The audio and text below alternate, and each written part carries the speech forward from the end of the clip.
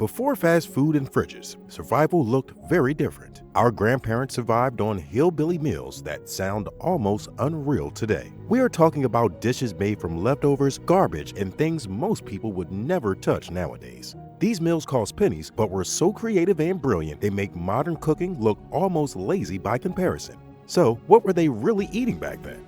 Let's pull back the curtain. Cabbage rolls.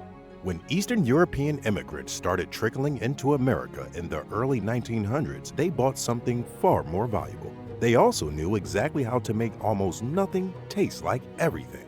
Cabbage rolls were their secret weapon. So, why was this meal so popular? Well, a head of cabbage cost next to nothing. Then came the filling, which was mostly rice. They would also add just enough ground meat tucked inside to trick the taste buds into thinking you had eaten well.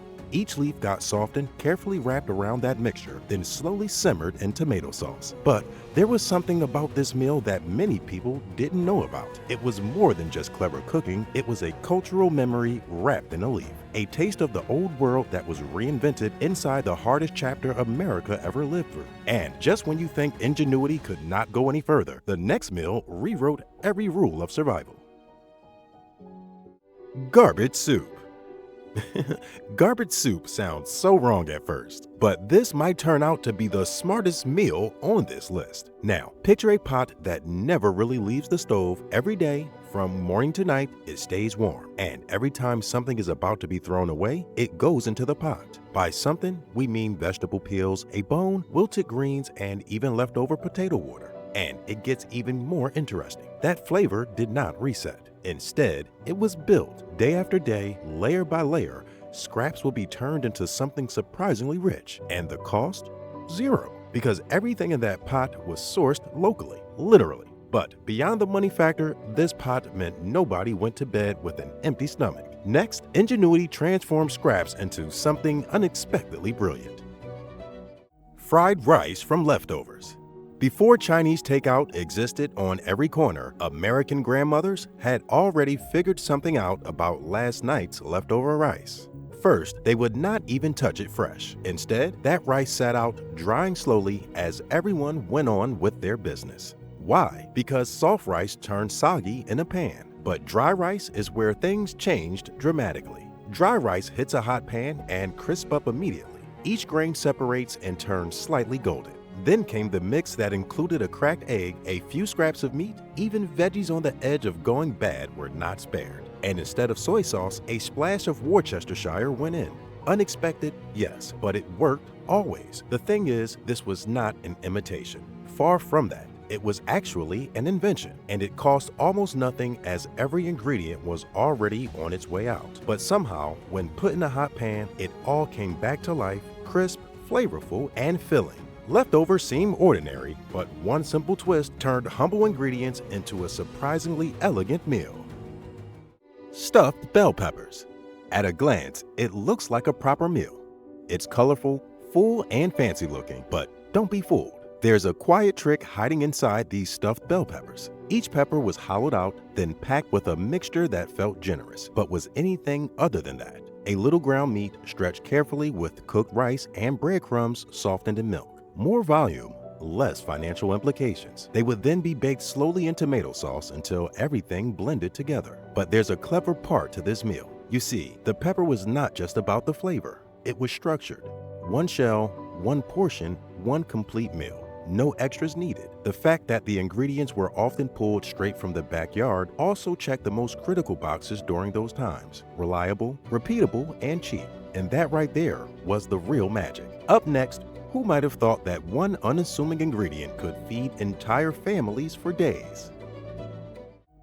Lentil soup. Right now, lentils are everywhere. From trendy restaurants to wellness blogs and $40 grain bowls in cities where people pay good money to eat like they're being healthy. But there is a story about the same lentils that those people do not know. Long before the same meal got rebranded as a superfood, desperate families were surviving on them not by choice, but by necessity. 4 cents a pound is all it costs to put this meal on the table and avoid sleeping on an empty tummy. That single pound would then be slowly simmered with carrots and onions and stretched into 2 full days of meals for an entire family.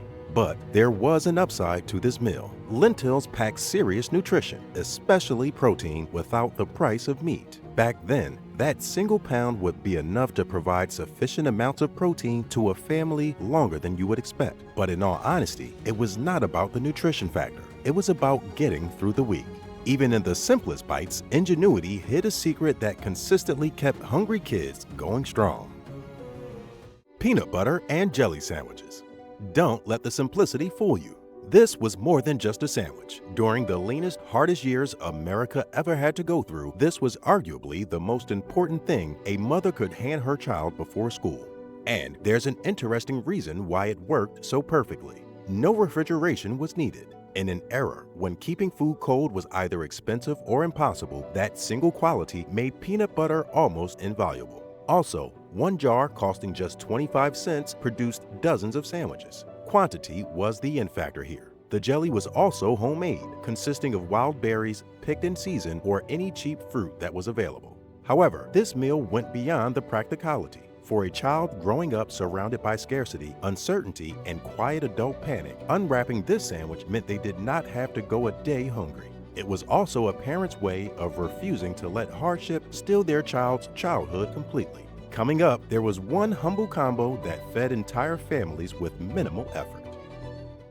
Rice and beans.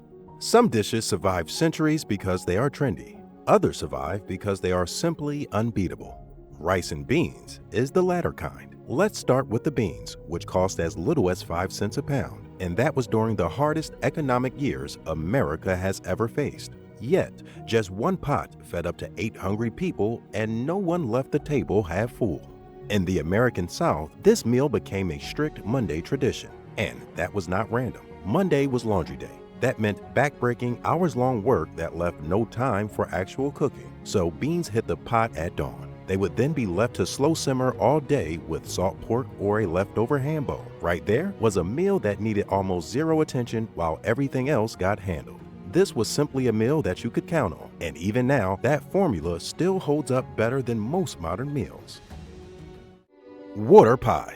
A pie made mostly from water sounds like a bad joke until you realize it was not. Everything else on this list used something, from leftover bones to cheap cuts and wilting vegetables. But there was this meal which used almost literally nothing, and yet mothers and grandmas still managed to pull dessert out of thin air. So how did they pull off the magic? Let's start with an empty pie crust. Water was then poured straight in, next came sugar, a spoonful of flour, a scrape of lard, and a whisper of vanilla. That's the entire ingredient list. It went straight into the oven. After a while, it came out with a texture eerily close to custard. But there's a sad part to this story. Families often refused to admit they ever even made it. Neighbors did not discuss it, and nobody wrote it in letters because apparently serving water as dessert felt like the loudest possible announcement that they were losing. It revealed just how far they had to stretch just to put a meal on the table. Which meal surprised you the most? Let us know in the comments section below, and remember to subscribe to the channel for more videos just like this.